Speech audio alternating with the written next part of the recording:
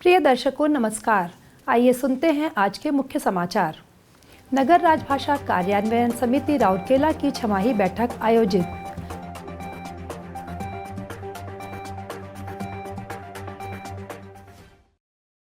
Cell RSP के sintering plant 1 में सृजनी मेला सह पुरस्कार वितरण समारोह आयोजित। और सेल राउरकेला इस्पात संयंत्र के इस्पात जनरल अस्पताल में पहली बार एमनियोटिक मेम्ब्रेन प्रतिरोपण। अब समाचार विस्तार से। नगर राजभाषा कार्यान्वयन समिति नराकास राउरकेला की छमाही बैठक 15 मार्च को जर्मन क्लब के बंधन सभागार में आयोजित की गई। राउरकेला इस्पात संयंत्र आरएसपी के कार्यपालक निदेशक वर्ग श्री एसआर सूर्यवंशी ने मुख्य अतिथि के रूप में उपस्थित होकर बैठक की अध्यक्षता की। मंच पर भारत सरकार, गृह मंत्रालय, राजभाषा विभाग कोलकाता के सहायक निदेशक कार्यान्वयन श्री निर्मल कुमार दुबे और आरएसपी की उप महाप्रबंधक जनसंपर्क एवं संचार मुख्य तथा नराकास राउरकेला की सदस्य सचिव श्रीमती अर्चना शतपथी भी उपस्थित थीं। बैठक में 30 से अधिक राउरकेला के कई सरकारी संगठनों, सार्वजनिक क्षेत्र के उपक्रमों, बैंकों, बीमा कंपनियों आदि के प्रतिनिधियों ने भाग लिया।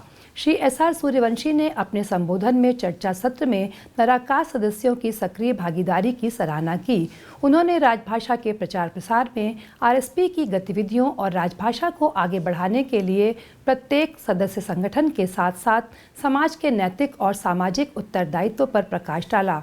कार्यपालक निदेशक वर्ग ने कहा, करने की इच्छा आसानी से राजभाषा के बढ़ावा में काम आएगी। उन्होंने सभी से उद्योग 4.0 और आर्टिफिशियल इंटेलिजेंस की दुनिया में राजभाषा को एकीकृत करने के तरीकों और साधनों के बारे में सोचने का भी आग्रह किया। श्री दुबे ने सदस्य संगठनों द्वारा राजभाषा के कार्यान्वयन की प्रगति की समीक्षा की और अपनाए जाने वाले विभिन्न उपायों और पालन की जाने वाली प्रक्रियाओं के बारे में विस्तार से बताया। उन्होंने स्वमूल्यांकन के लिए जांच बिंदु और मापदंड तैयार करने की आवश्यकता पर बल दिया। उन्होंने उचित दस्तावेज और रिपोर्ट और रिटर्न समय पर जमा करने की आवश्यकता को दोहराया। श्रीमती अर्चना शतपथी ने सभा का स्वागत किया और व्यापक रूप से हिंदी को अपनाने तथा कार्यान्वयन के लिए सरल हिंदी उपयोग के महत्व पर प्रकाश डाला। इस अवसर पर आयोजित विचार विमर्श सत्र में सदस्य संगठनों के प्रतिनिधियों ने राजभाषा के कार्यान्वयन से संबंधित विभिन्न मुद्दों पर चर्चा की। नराकास की ई पत्रिका एवं अन्य संचालन गतिविधियों हेतु उप समितियों का गठन किया गया। सहायक महाप्रबंधक जनसंपर्क एवं राजभाषा सुश्री लोलाती टोपो ने अनुपालन रिपोर्ट प्रस्तुत की। भारतीय जीवन बीमा निगम सेक्टर 19 की सुश्री के शोभा ने औपचारिक धन्यवाद ज्ञापित किया। केनरा बैंक के प्रबंधक राजभाषा श्री विश्वनाथ प्रसाद साहू ने कार्यक्रम का संचालन किया। सेल राउरकेला इस्पात संयंत्र के सेंटरिंग प्लांट 1 के कर्मचारियों के लिए 9 मार्च 2023 को विभागीय सम्मेलन कक्ष में एक सृजन मेला सह पुरस्कार वितरण समारोह आयोजित किया गया। महाप्रबंधक एसपी 1 श्री तापस रंजन महांती ने समारोह की अध्यक्षता की और सृजनी विजेताओं को पुरस्कार सौंपे। इस अवसर पर सहायक महाप्रबंधक आईईटी श्री बी के बेहरा और विभाग के अन्य अधिकारी और कर्मचारी उपस्थित थे। इस अवसर पर बोलते हुए श्री महंती ने विभाग के प्रदर्शन में सुधार के लिए सभी को इस योजना में भाग लेने के लिए प्रोत्साहित किया। श्री बी के बेहरा ने विभागीय सृजनी अद्यतनों के विशेष संदर्भ में संयंत्र में सृजनी की स्थिति के बारे में जानकारी दी। लगभग 24 सुझावों को पुरस्कृत किया गया। प्रत्येक कार्यान्वित सुझाव के लिए 300 रुपये की पुरस्कार राशि दी गई। मेले के दौरान 100 से अधिक नए सुझाव प्राप्त हुए।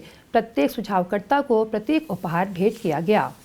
समारोह का समन्वय सहायक महाप्रबंधक एसपी 1 श्री पी के दास द्वारा किया गया, जबकि वरिष्ठ प्रबंधक एसपी 1 श्री एम के तराई ने औपचारिक धन्यवाद ज्ञापित किया। सेल राउरकेला इस्पात संयंत्र के इस्पात जनरल अस्पताल आईजीएच के नेत्र रोग विशेषज्ञ उन्नत और परिष्कृत नेत्र शल्य चिकित्सा उपचार कर रहे हैं। ऐसी ही एक महत्वपूर्ण लेकिन सफल सर्जरी हाल ही में की गई। आरएसपी में कार्यरत एक प्रशिक्षु श्री आशुतोष बिस्वाल को 4 अप्रैल को आंख में चोट लग गई थी, जिसके परिणाम स्वरूप उन्हें लिम्बल इस्कीमिया हो गया। कार्नियल स्पष्टता को बहाल करने के लिए ओकुलर सतह को सामान्य बनाने और ग्लूकोमॉस ऑप्टिक तंत्रिका क्षति को रोकने के लिए रोगी का तुरंत ऑपरेशन किया गया।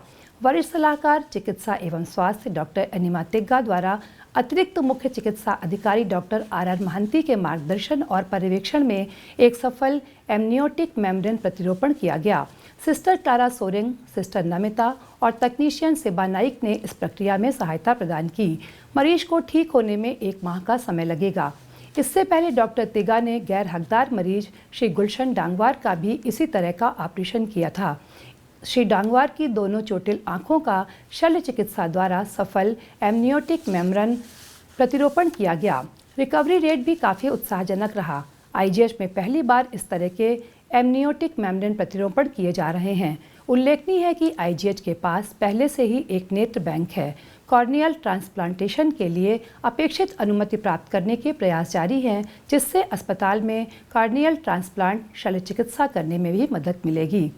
इसी के साथ आज के हिंदी समाचार यहीं समाप्त होते हैं। नमस्कार।